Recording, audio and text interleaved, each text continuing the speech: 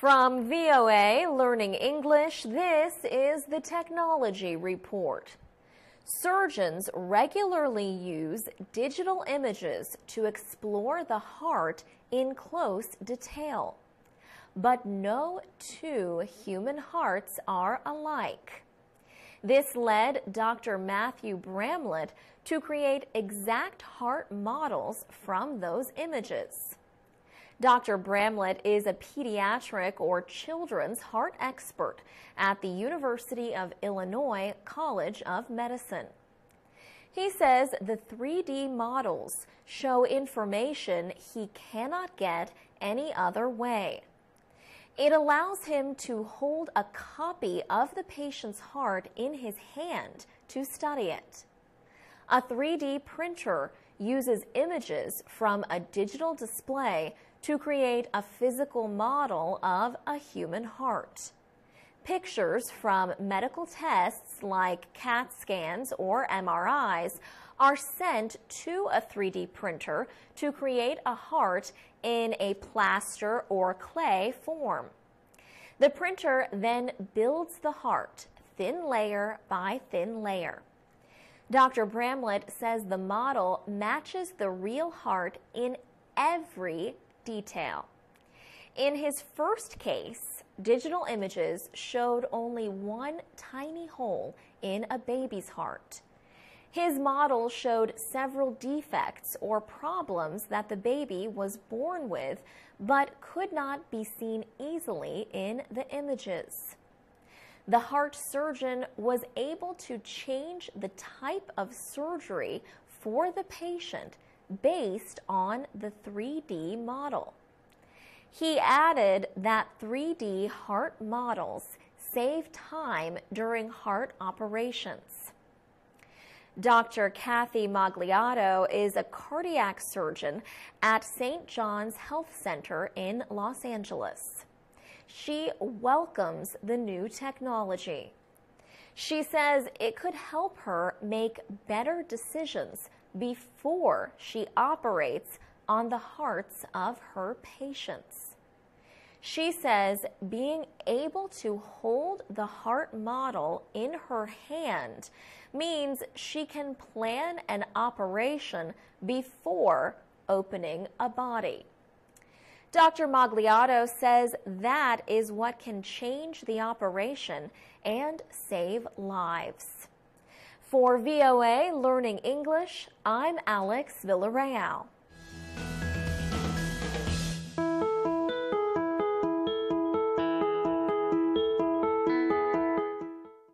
From VOA Learning English, this is the Technology Report.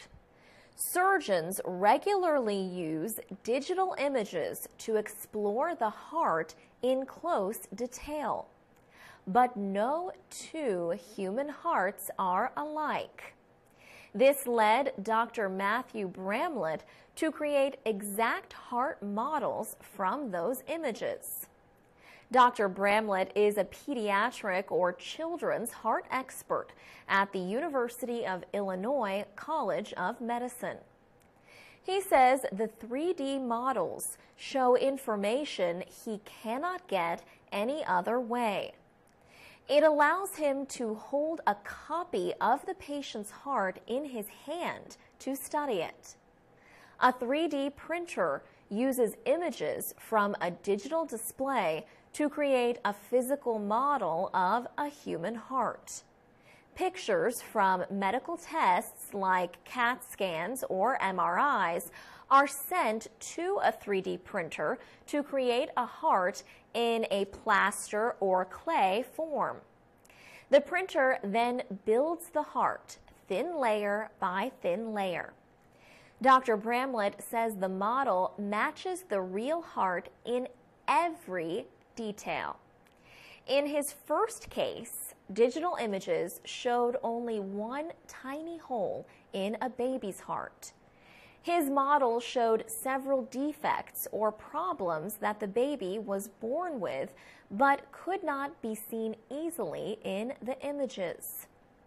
The heart surgeon was able to change the type of surgery for the patient based on the 3D model.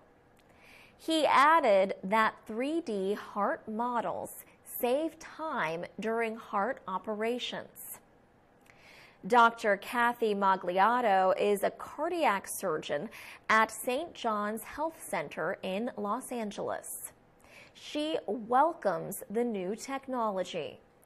She says it could help her make better decisions before she operates on the hearts of her patients.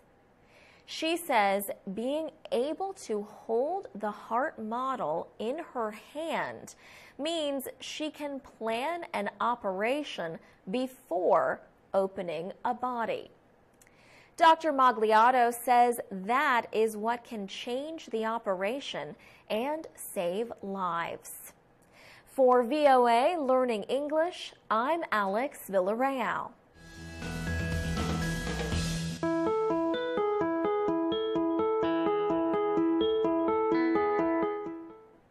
From VOA Learning English, this is the Education Report. Halima Adenegan graduated from Eleanor Roosevelt High School in Greenbelt, Maryland. In 2012, 4 years after she graduated, she started a program to help guide or mentor the young women in this high school. The name of the mentoring program is Imara Rose. Imara is Swahili for strong, and Rose is from part of the school's name. The mentors are female college students. They give their time for free as big sisters and role models. Each week, the members of Imara Rose gather in a large group to discuss topics that interest them. They talk about physical fitness and being healthy, as well as social media and their self-image, or how they see themselves. Sometimes they talk in smaller groups where a mentor answers their questions. On other occasions, students meet with just their mentor. Ms. Adenegan said these discussions are good for people who are shy or who have private questions. Ms. Adenegan said the high school women can feel comfortable in the group. They are free to discuss common issues, personal problems, and the difficulty of being a teenager. Avery Millette participated in the program. She said the discussion on peer pressure was very useful. She said it helped her deal with many situations.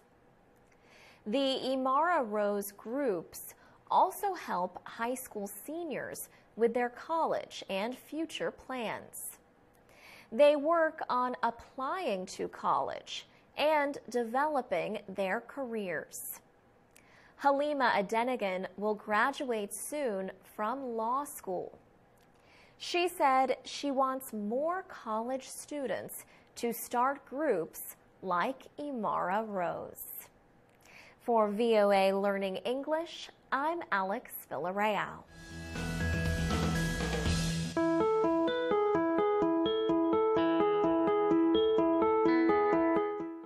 From VOA Learning English, this is the Technology Report. Another political fight is taking shape in Washington, D.C. At issue, proposed changes to the way the Internet is regulated in the United States. One side wants rules to suspend plans to make heavy users of the Internet pay more. The other side says new rules will slow the economic growth fueled by online services. Earlier this year, U.S. regulators proposed big changes in the way the Internet operates in the country. The Federal Communications Commission voted to offer a plan that could affect internet service providers like AT&T, Verizon, and Comcast. The plan lets the providers make deals with companies like Google and Facebook to provide faster paths to get their content to consumers. Some consumer groups and internet companies oppose that plan. President Barack Obama also does not support the proposed changes. He spoke recently about how the internet should be organized around the ideas of openness, fairness, and freedom.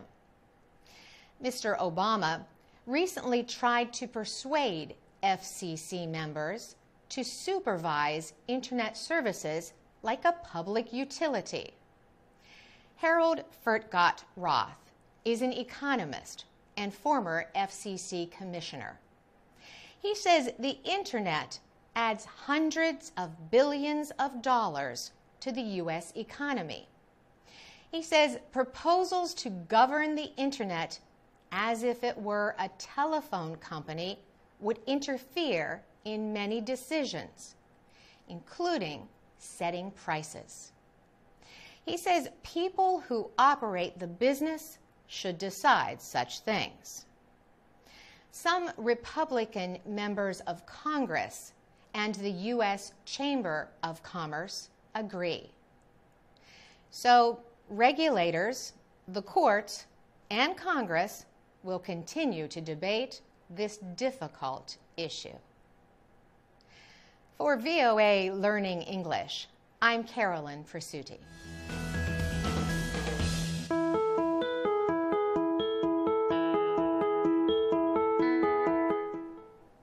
From VOA Learning English, this is the Education Report.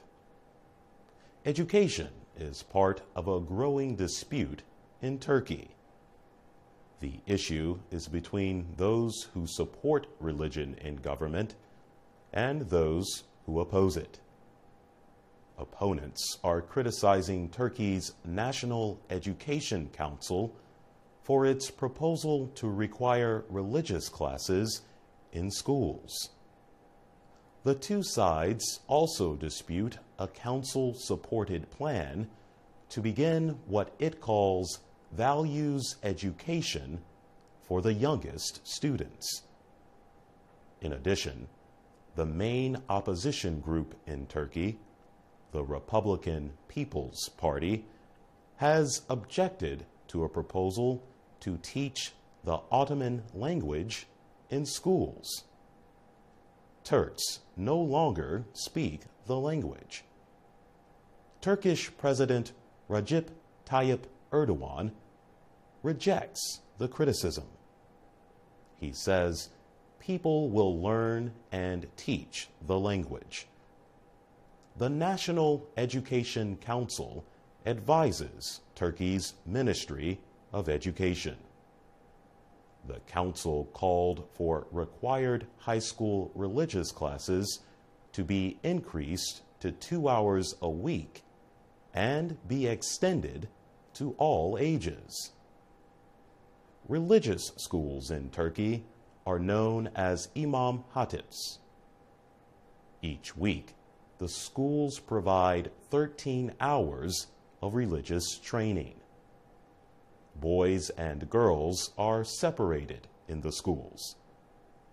The number of these schools increased sharply during Mr. Erdogan's earlier leadership as Prime Minister. In 2004, 65,000 children attended them. Now, that number is more than 1 million. The changes led to protest in Istanbul.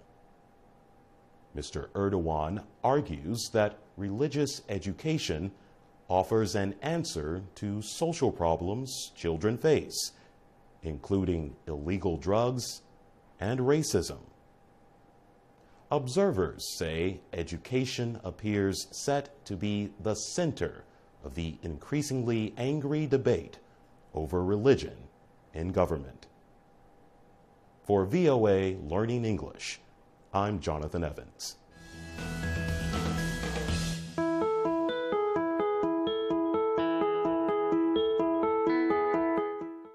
From VOA Learning English, this is the Education Report.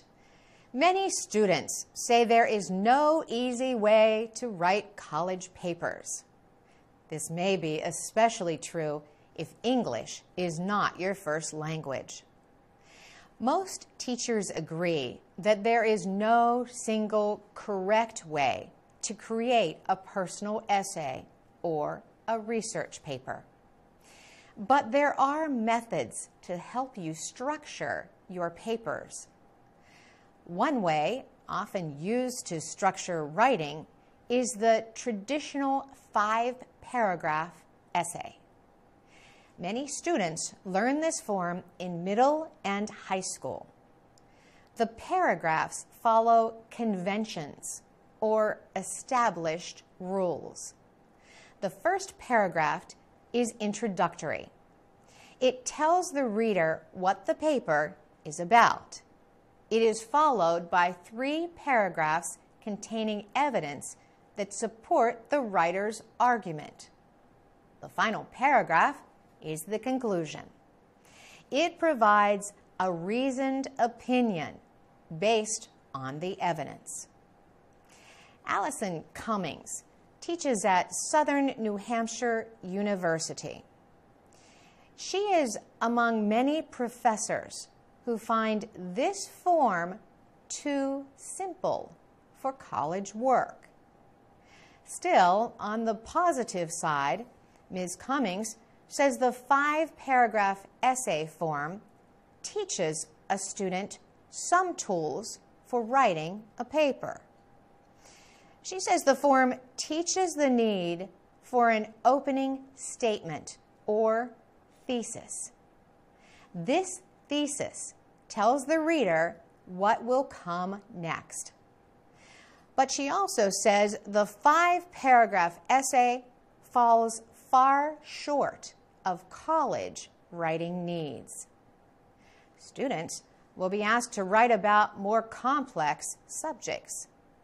Ms. Cummings says noting the way the research is structured can help students organize their own writing.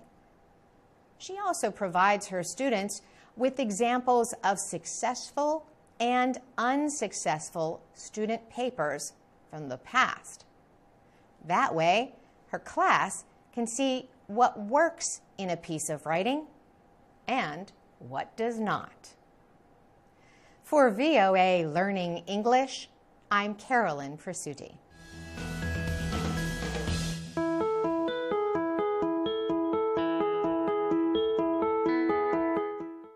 From VOA Learning English, this is the Education Report.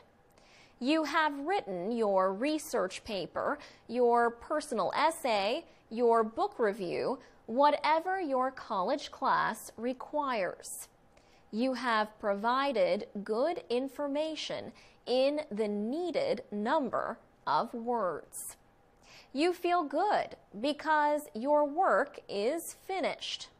But is it really done? Many teachers and professional writers believe that writing is about revision. In other words, writing well means making needed changes and then rewriting. Michael Arnzen teaches English and heads humanities studies at Seton Hill University in Pennsylvania. Mr. Arnzen is also an award-winning author. He believes revision of writing is a necessary skill for college. Mr. Arnzen says you should put away your paper after you have written a first version or draft. Wait several hours, maybe overnight, before working on it more. He compares this to returning to a job after a vacation. When you come back to it, you see it with different eyes. Mr. Arnzen's students follow a 4-step process with their papers. Students read and listen to each other's work, share thoughts, and make suggestions. The first step in the process is invention. It includes forming many questions about their subject. The professor calls it question storming. In a second step, students draft and compose a paper. Then comes the revision. Mr. Arnzen says students take another look at what they have done. They might reshape it then. He calls the fourth step publication, or turning your writing over to another person. For VOA Learning English, I'm Alex Villarreal.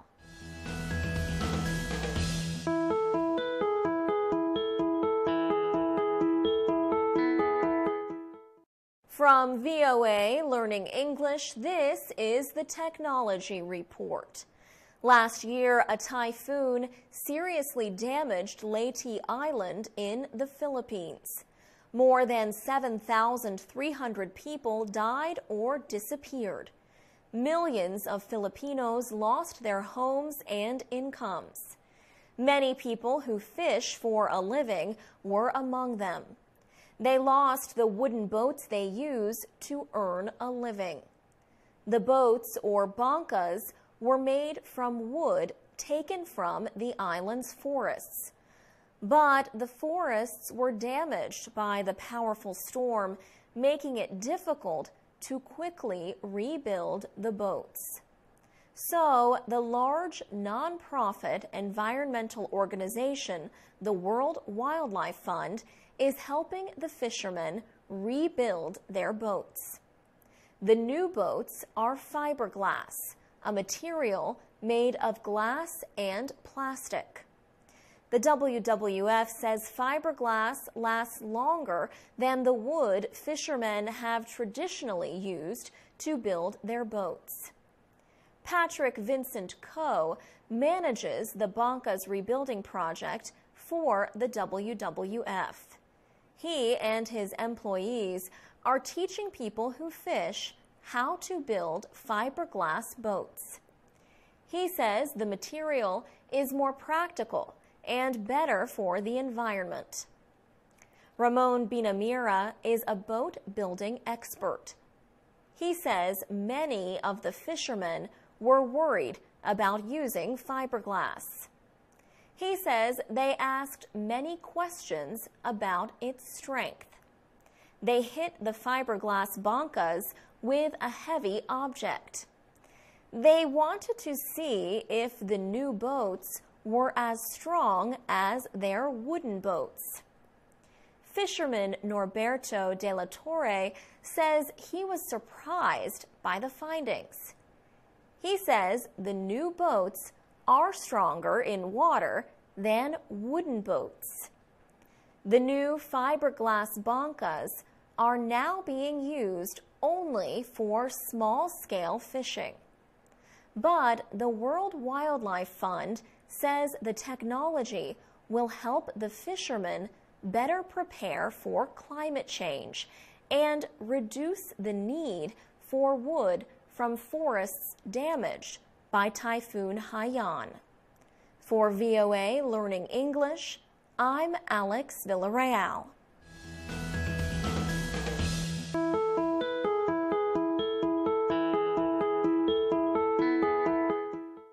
From VOA Learning English, this is the Agriculture Report. It used to be that unpiloted aircraft called drones were used only by the military. The little planes were very costly. But as drones have dropped in price, more people have begun to use them. Rescue workers and farmers are among the new users. A French company is using drones to help farmers examine their crops and limit the amount of fertilizer they use.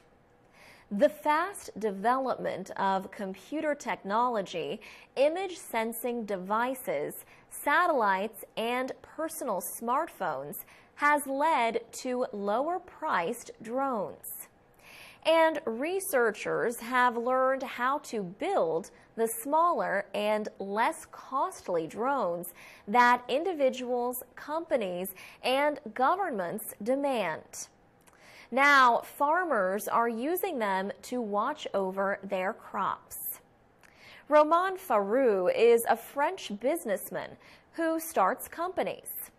His father was a farmer.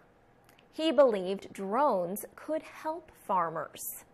So he helped create a company that developed a small drone that could be controlled by people on the ground. They called it Agri-drone. It uses a special kind of eye-like sensor to examine crops.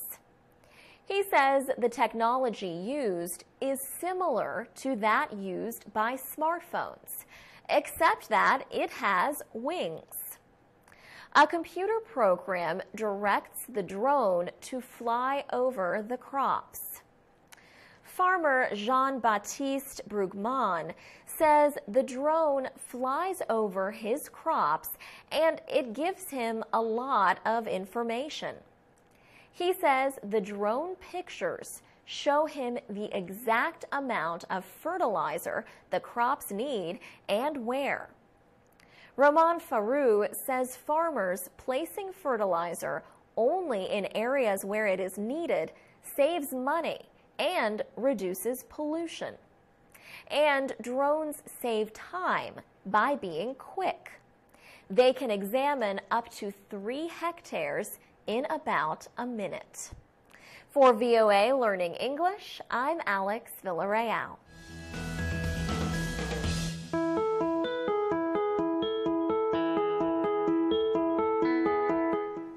From VOA Learning English, this is the Technology Report.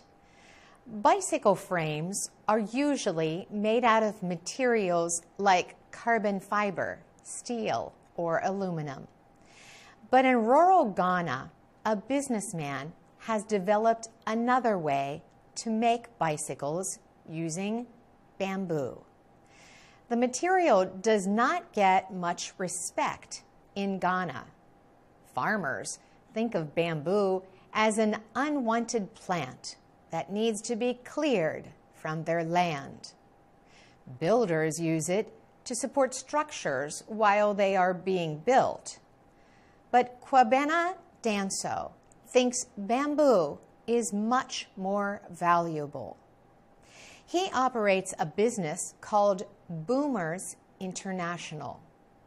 His company makes bicycle frames out of bamboo. The bike parts are sent from Mr. Danso's village to other countries, including Germany, the Netherlands, and Australia. Kwabena Danso says bamboo can help a country like Ghana in many ways. He says he wants to, in his words, get the people to know that there's a great advantage to bamboo. Young men from nearby villages come to work at Boomers International. They put together the bamboo frames. The company makes about 50 of the bicycle frames each month. The bamboo grows in the area. The workers sand the material to make it smooth. They put together the bamboo pieces to make the frame.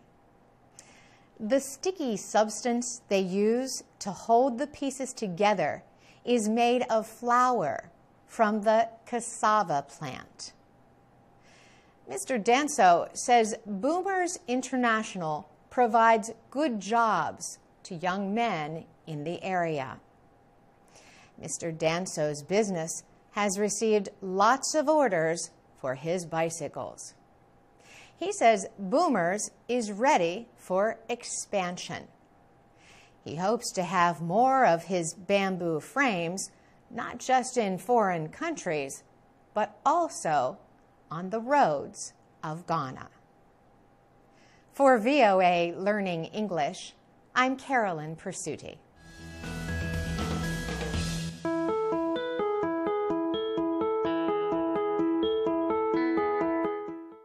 From VOA Learning English, this is the Technology Report. Researchers at Stanford University have developed a new material that can move heat out of buildings and into space. The researchers say the material can cool buildings even on hot days.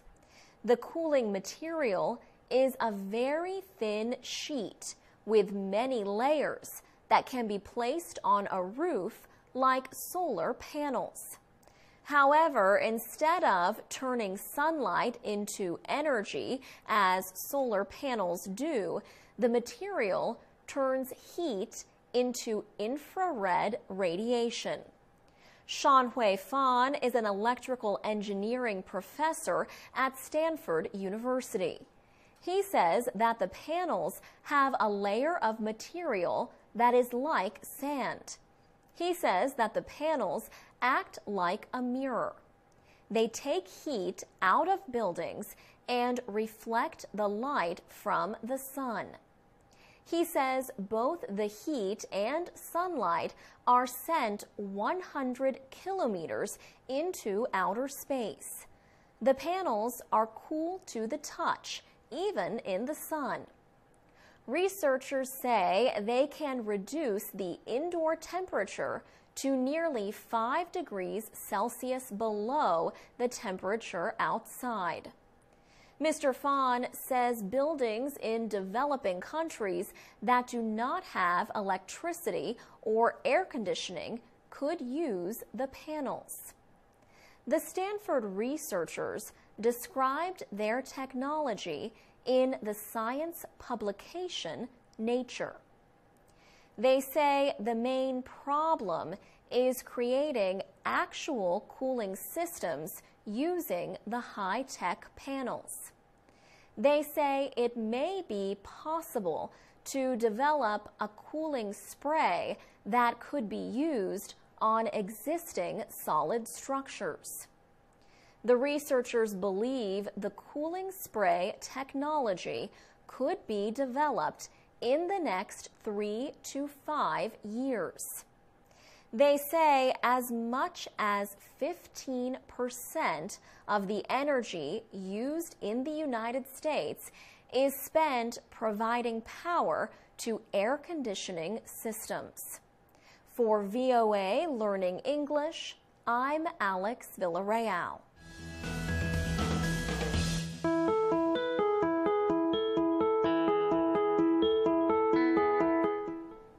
From VOA Learning English, this is the Technology Report. Can you imagine riding around the streets of your hometown on a skateboard without wheels? In the late 1980s, film director Robert Zemeckis showed a skateboard floating above the ground in his movie Back to the Future Part 2. Now, an American company, Artspax, has taken the idea for such a device from a futuristic dream to reality. The new product operates on the same rules that govern magnetism. When similarly charged ends of two magnets get close together, they repel or push away from each other. That force can make an object rise or levitate. Levitation has been used on trains in Europe, Japan, and China since the 1980s.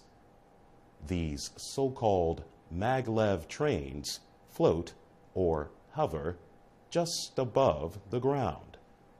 There is no contact between the bottom of the cars and the surface of the train track. Maglev trains are almost noiseless and can move very fast.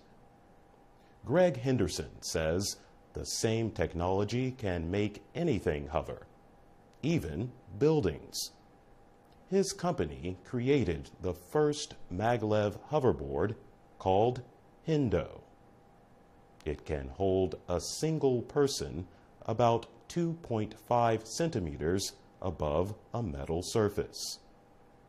Batteries provide the electricity needed to power Hendo's 4 engines. However, the batteries only last for a short time. The creators of Hendo say they do not expect to see their hoverboard on the streets anytime soon. Why? It only works on a metal-covered surface. But they say larger hover engines could be used to transport containers in storerooms. For VOA Learning English, I'm Jonathan Evans.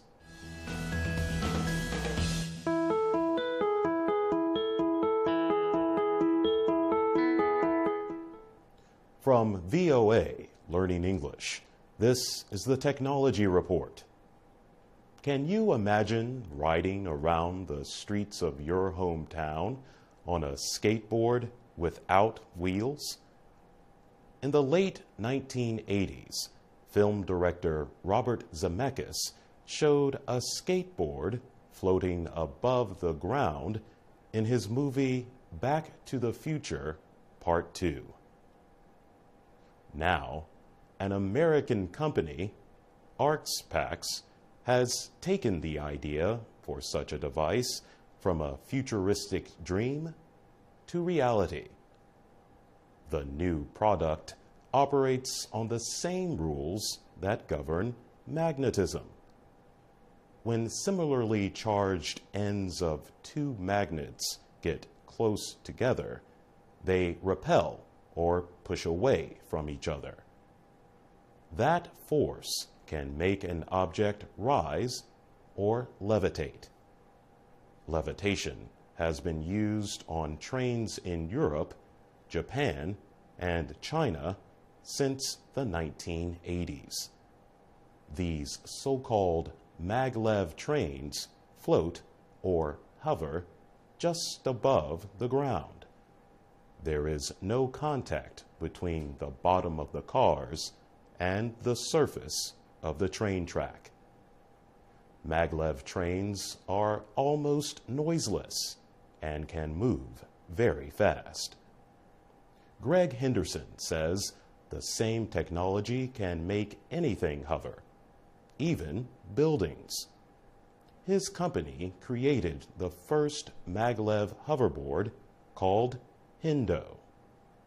It can hold a single person about 2.5 centimeters above a metal surface. Batteries provide the electricity needed to power Hendo's 4 engines.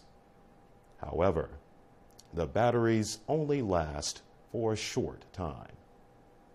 The creators of Hendo say they do not expect to see their hoverboard on the streets anytime soon.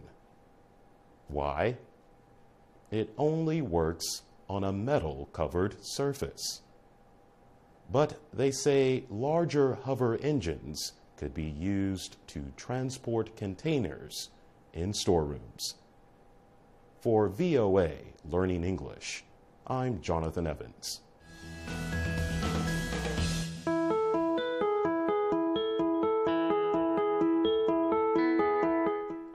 From VOA Learning English, this is the Education Report. Not enough American students want to be engineers, mathematicians, or scientists. The Obama administration wants to change that, and it is spending money to do it. The government will invest $3 billion to educate young Americans in science, technology, engineering, and math. The four areas together are known as STEM. Many jobs in the STEM fields will open in the coming years. The U.S. government wants to increase the number of Americans who can get those jobs. But girls appear far less interested in STEM subjects than boys. Only 25% of STEM students are girls. Debbie Sterling is an engineer. She invented a construction toy for girls. The name of the toy is Goldie Blocks. Ms. Sterling hopes Goldie Blocks will help girls become engineers and builders. Experts say parents should do more than just buy toys to interest their daughters in STEM subjects. They should also provide a good education. At school, girls should participate in projects that require teamwork and creative thinking. Women in scientific and technical jobs are also working to encourage young women to explore STEM.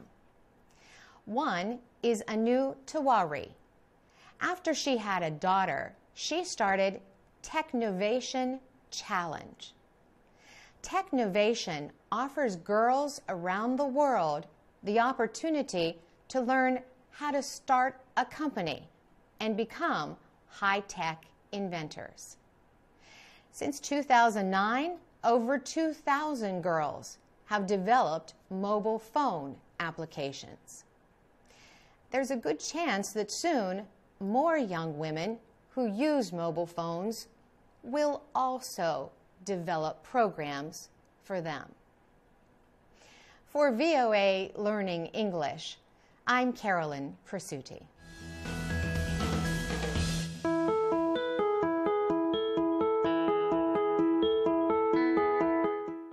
From VOA Learning English, this is the Technology Report. Imagine a camera that can take 100 billion pictures a second. That is enough to record the fastest movements in the universe. Now, a scientist has invented such a camera. He calls it an imaging system. Li-Hong Wang is a biomedical engineer at Washington University in St. Louis, Missouri. He leads a team of researchers who have discovered several new imaging methods. He says now humans can see light pulses traveling at the speed of light. The speed of light is almost 300 million meters per second. At that speed, it would take just 1 second to travel around the world 7.5 times. Mr. Wang photographs light particles moving at that speed using an unusual camera. He says his streak camera allows them to convert time into space. He says his researchers are able to turn light particles or photons into electrons. Then the electrons are used to make the picture. Unlike other streak cameras, Mr. Wang's does not need special lighting. Mr. Wang says his camera produces two-dimensional images like regular photographs. The camera is very fast. taking one image every 10 trillionths of a second. Brian Pogue is a biomedical engineer at Dartmouth College in New Hampshire. He reviewed the new imaging system for the science publication Nature. He says this new way of seeing the movement of light could lead to major scientific discoveries in areas like optical cloaking. Cloaking is technology that could make an object seem to disappear. Li Hong Wang says the new camera might be used in molecular biology and astronomy. For VOA Learning English, I'm Carolyn Presutti.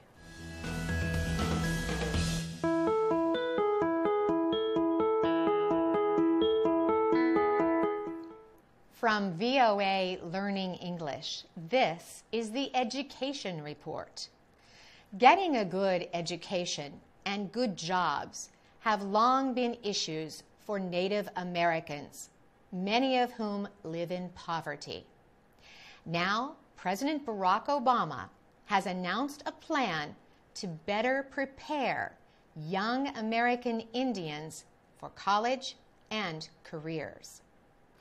The announcement came as part of the recent White House Tribal Nations Conference in Washington.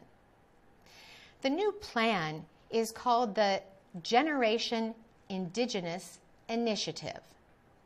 It calls for the Department of the Interior to provide $1.2 million to help 6 more tribes establish and run school systems.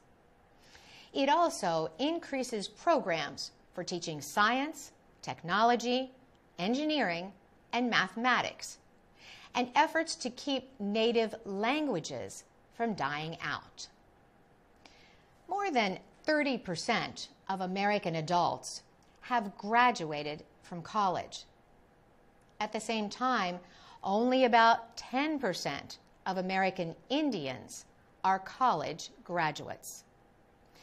Louis Walking Elk, however, is studying for a master's degree in environmental science at Sitting Bull College in North Dakota.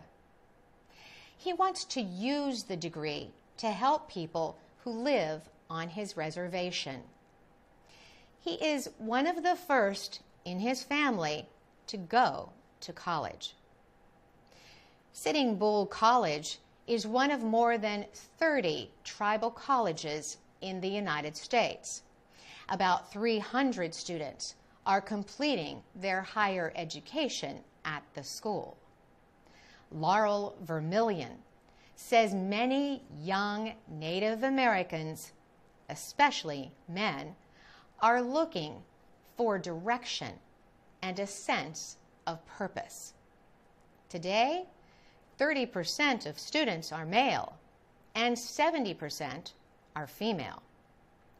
Scott Davis leads the North Dakota Indian Affairs Commission.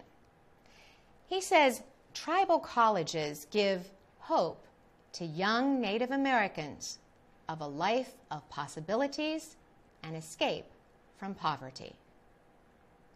For VOA Learning English, I'm Carolyn Presutti.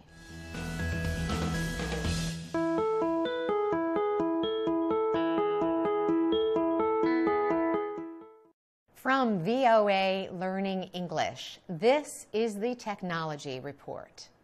Technology students in New Jersey answered a challenge.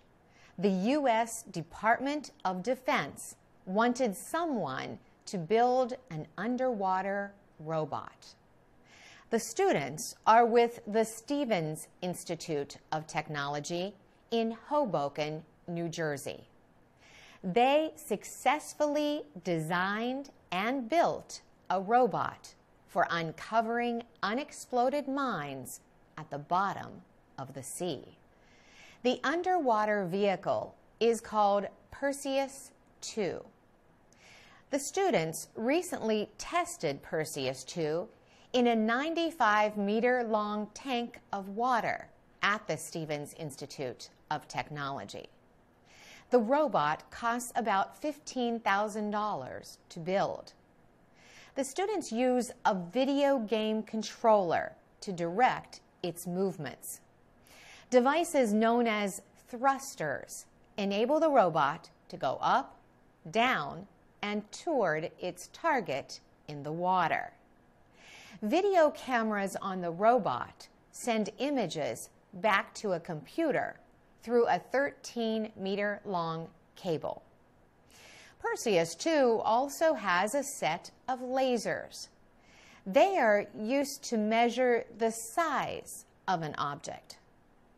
The robot is the creation of 5 undergraduate students. They worked over 6 months to design and build Perseus 2. Michael DeLorne supervised the project. He says the specialized requirements of the robot were demanding. For example, it has to determine if an object in the water is dangerous or not. Michael DeLorne says the students had resourceful solutions for difficult problems, like how to control the position of the robot while underwater. They also developed a low-cost method to mark the location of whatever objects they found. Perseus 2 was successfully tested in Florida with similar robots built at other engineering schools. For VOA Learning English, I'm Carolyn Persutti.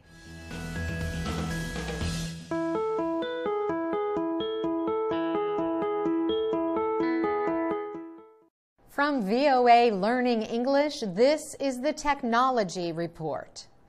South Korea is dealing with increasing amounts of waste from electronic devices.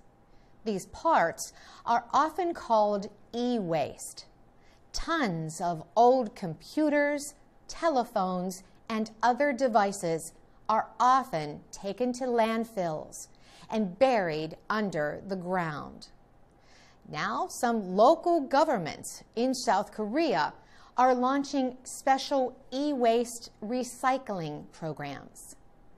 The city of Seoul throws out about 10 tons of e-waste each year. About 20% of that goes to the Seoul Resource Center, also known as the SR Center. There, electronic devices are taken apart so that valuable metals inside can be reused. Ji-Young is the Chief Executive Officer of the SR Center. He says reusing electronic parts is not only about earning profits. He says the goal is to protect the environment. He also says about 90% of what is brought into the center will be used in other products. The United Nations says millions of tons of e-waste end up in developing countries. Toxic materials like lead and mercury can create a severe health risk to the local population. The Seoul city government partnered with the SR Center to collect e-waste in 2009. But some environmental groups say not enough is being done to limit the amount of electronics sent to landfills. Some experts estimate that only 21% of the country's total e-waste gets properly recycled. Lee Joo-hoon is with the Green Consumers Network. He says the average South Korean buys a new mobile phone every 18 months. He says that more South Korean cities need to start their own recycling programs to keep up with the increasing amount of e-waste. For VOA Learning English, I'm Carolyn Persutti.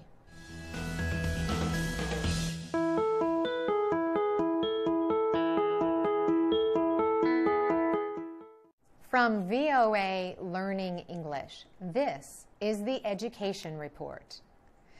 Recently, more than 500,000 South Korean students in their final year of high school took the university entrance examination. Many people consider success on this test the first step toward a good life. But South Korean students say they feel stressed from the pressure. 17-year-old student Lee Ji-woo is not ready yet to take the test, but he has a strong opinion about it. He says this test can determine the rest of your life. South Korean high school students spend years studying for the university entrance examination. People say good scores guarantee entrance to a top university and possibly a high-paying job. Some say good test results even improve chances for a good marriage in the future. The test is multiple choice, meaning that the student may choose among several possible answers to each question. Some observers say this design does not help students learn to think for themselves. Jasper Kim is a professor at Seoul's Ewha Women's University. He says educators teach to the test because the results are so important for students. He also says learning by memorization produces a lot of stressed students. A recent government study found that South Korean children are the least happy compared to children in 29 other developed countries. Many South Koreans blame educational pressure for this unhappiness. South Korean President Park Geun-hye has promised to reform her country's educational system.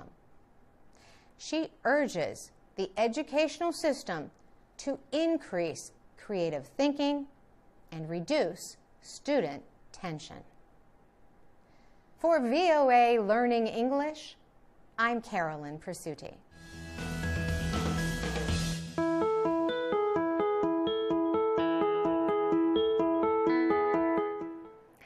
From VOA Learning English, this is the Health Report.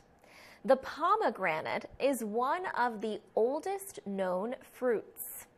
Pomegranates are found in ancient writings and pictured in the ancient art of many cultures and religions. Experts think the pomegranate is a native to northern India, Pakistan, Iran, and Afghanistan. The pomegranate grows on trees. The skin of the fruit is strong. The inside is filled with beautiful dark red seeds that shine like the red jewels called rubies. It is not easy to get them out. These seeds are loaded with many nutrients and chemicals called antioxidants. These remove poisons from the body. The pomegranate is also a symbol of health, fertility, and long life. Parts of the pomegranate tree and fruit are used to make medicine for many conditions. However, the U.S. National Institutes of Health says there is not enough scientific evidence to rate pomegranate as effective for any of them. Still, in traditional medicine, pomegranate is used for conditions of the heart and blood vessels, including high blood pressure and hardening of the arteries. It is also used to treat high cholesterol and digestive conditions. Some people use pomegranates for weight loss and as a treatment for sore throat. Pomegranate seeds contain substances called unsaturated oils, carbohydrates, and fiber. Pomegranates are also high in vitamin K that helps to support bone health and vitamin B5 that helps the body process protein, carbohydrates, and fats. The fruit is also high in phosphorus, magnesium, calcium, zinc, and iron. You can use pomegranate seeds in many recipes. They make a delicious and healthful addition to your meals. For VOA Learning English, I'm Alex Villarreal.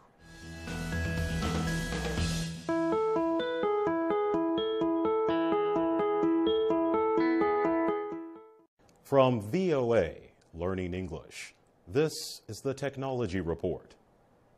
Glaucoma is the second leading cause of blindness around the world.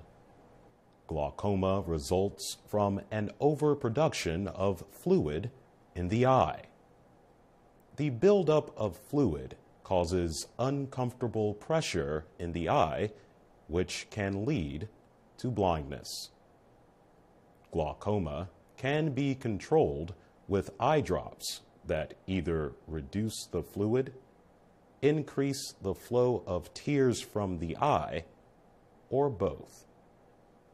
If doctors need to inject medicine into the eye for other conditions, they generally use a hypodermic needle.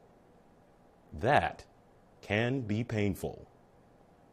Now, researchers are developing very small needles that may offer a more effective and painless treatment for glaucoma and other eye diseases. The needles are only about 0.4 to 0.7 millimeters long.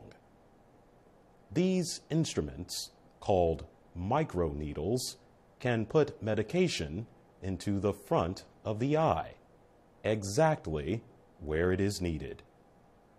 Its developers say injections of time-release drugs every 3 to 6 months could replace daily glaucoma eye drops. Mark Prosnitz is from the Georgia Institute of Technology. He helped develop the microneedles in a joint project with researchers at Emory University. Being able to target the drug means that less medicine is needed. The microneedles are either hollow or empty, like a normal hypodermic needle, or covered with a drug which breaks down in the eye. Dr. Prosnitz says some people may find the microneedles uncomfortable, despite their small size. But he says an anesthetic drug could be used so that a patient does not feel any pain. For VOA Learning English, I'm Jonathan Evans.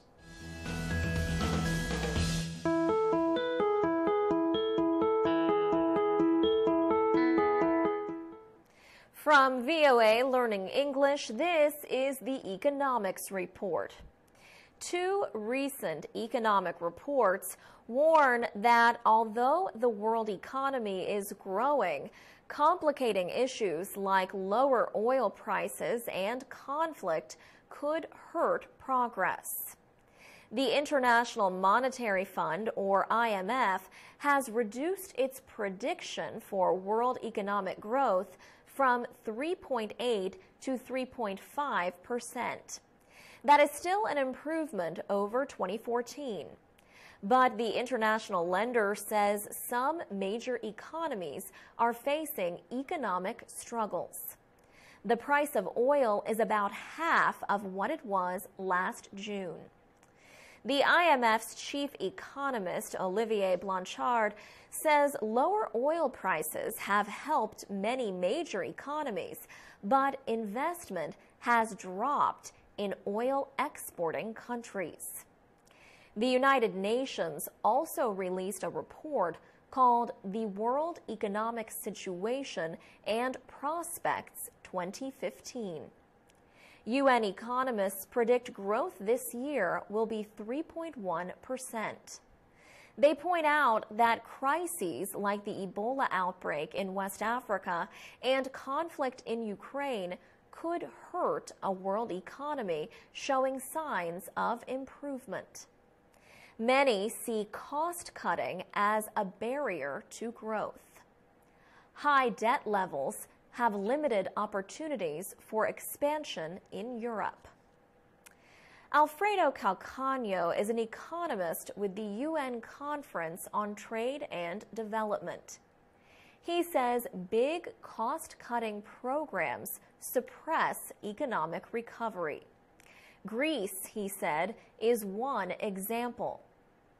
The report predicts Africa's growth rate will increase this year and next.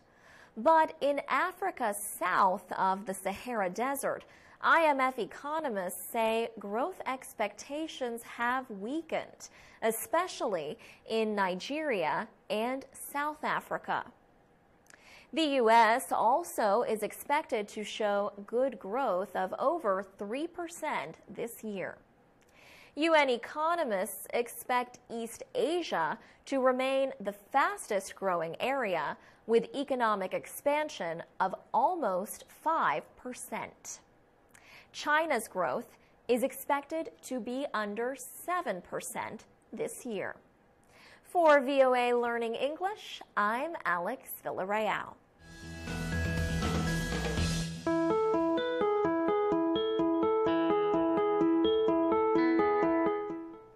From VOA Learning English, this is the Technology Report. Scientists have been experimenting with four-legged robots for years.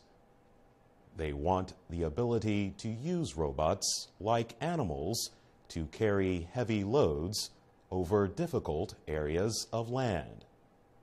But providing enough power for those kinds of robots has been a problem.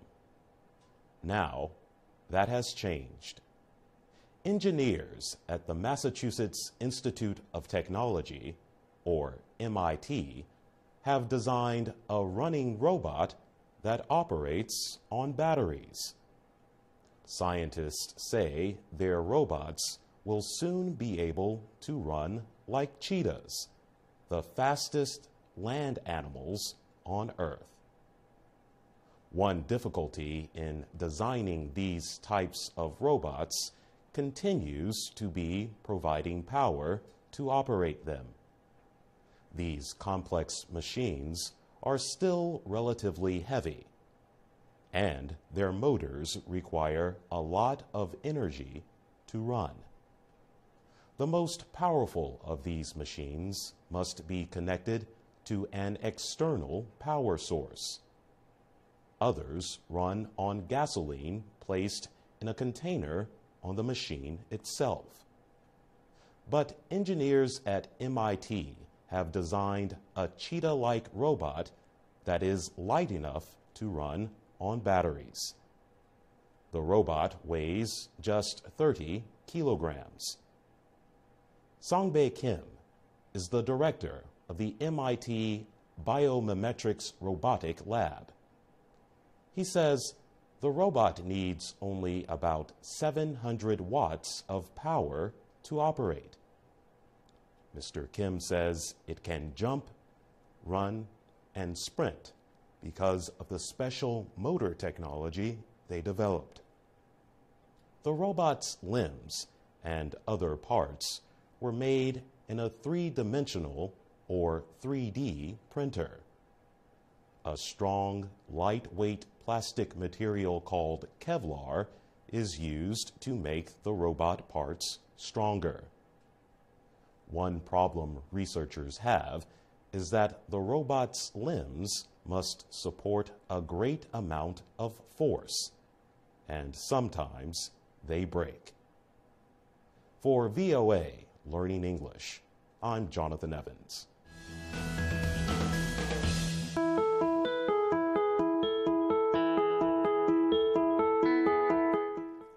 From VOA Learning English, this is the Education Report. A student from overseas did well on a research paper for an American college. She said research takes up space, and the words in the research are correct because the writing is in English. Now, however, she has to write a narrative essay in her own words. She is afraid she does not know enough English. Here is some help. Experts at Purdue University in Indiana define a narrative essay as often anecdotal, experiential, and personal. In other words, this kind of essay usually tells a story from the writer's experience. It is about something the writer has lived. A narrative essay usually provides an insight. For example, such essays might be named How I Won the 100-Meter Dash, or How I Came to Study in the United States. The form can offer a chance for creative writing, for expressing yourself in a paper. The Purdue experts say often the narrative needs an introduction, a plot, a setting, a climax, and a conclusion or ending. Often, the narrative essay requires characters as well. And narratives usually describe events in the order in which they happened. Judith Baumel is a poet and a professor at Adelphi University in New York. She advises that students who are also language learners use a thesaurus when writing a narrative essay. A thesaurus lists words like a dictionary, but it provides synonyms for each word. A synonym is another word that has the same or similar meaning.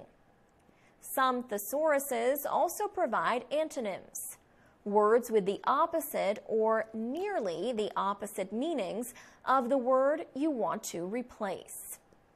Judith Baumel says the thesaurus is a great tool to help you find the right words. For VOA Learning English, I'm Alex Villarreal.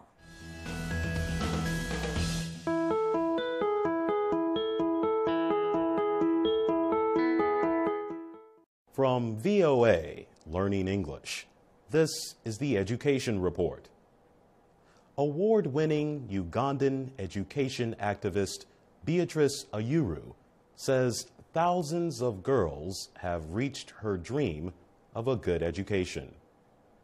But she says the struggle to guarantee schooling for all is far from over. Ms. Ayuru's activism started in her childhood. She was one of 16 children. Her father valued education and supported her desire for it. She graduated from high school, despite the poverty and cultural barriers affecting women in Uganda. Ms. Ayuru was then the first student from her school to attend a national university. After finishing at Makerere University, she began teaching. At age 19, Ms. Ayuru had just become the mother of the second of her 6 children. She had no money, but her father gave her land. She says it was the need to support her children that made her work hard. In 2000, she opened Lira Integrated School in a poor area of the city of Lira. Money from farming and several small businesses helped her build the school. At the time, the rebel Lord's Resistance Army, or LRA, was terrorizing the area.